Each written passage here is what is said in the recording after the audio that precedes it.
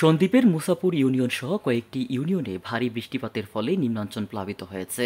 পানিবন্দী হয়ে পড়েছে সহস্রাধিক পরিবার।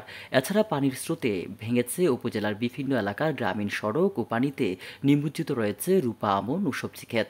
এদিকে দীর্ঘদিন ধরে খাল সংস্কার না থাকায় অপরিকল্পিতভাবে স্থাপনা নির্মাণের কারণে পানি নিষ্কাশন বন্ধ হয়ে জলাবদ্ধতা দেখা দেয় বলে জানান স্থানীয় বাসিন্দারা। রোববার মুসাপুর ইউনিয়নের ২ নং ওয়ার্ডের সৈয়দ সুকানির নতুন বাড়ি, উজির আলীর বাড়ি, শাহজাহান মাস্টারের বাড়ি, মাওলানা কামালের বাড়ি, মতিন মাস্টারের বাড়ি, মন্দির গোপট মন্দিরের হাট থেকে পশ্চিমে, কালীবাড়ি মন্দিরের পূর্বে ও পশ্চিমে সহ কয়েকটি ইউনিয়ন ও রাস্তাঘাটে দেখা যায় পানিতে টইটুম্বুর হয়ে পড়েছে। স্কুল, কলেজ, মাদ্রাসার ছাত্রছাত্রীরা শিক্ষা প্রতিষ্ঠানে যেতে পারছে না পানির কারণে। জানা গেছে, গত ৩ দিনে টানা বৃষ্টিতে উপজেলার এনাম নাহার মোড়, দক্ষিণ মগধরা, আমানুল্লাহ পৌরসভা, ৭, ৮, ৯ নং ওয়ার্ডসহ বিভিন্ন ইউনিয়নের বিভিন্ন গ্রামে জলাবদ্ধতা তৈরি হয়েছে। বড় বড় গর্তের সৃষ্টি হয়েছে বিভিন্ন সড়কে। সড়কে গর্তের কারণে অনেকটা যান চলাচলের অনুপযোগী হয়ে পড়েছে। মুছাপুরের বিভিন্ন বাড়িতে চুলায় পানি উঠায় রান্নাও বন্ধ হয়ে গিয়েছে।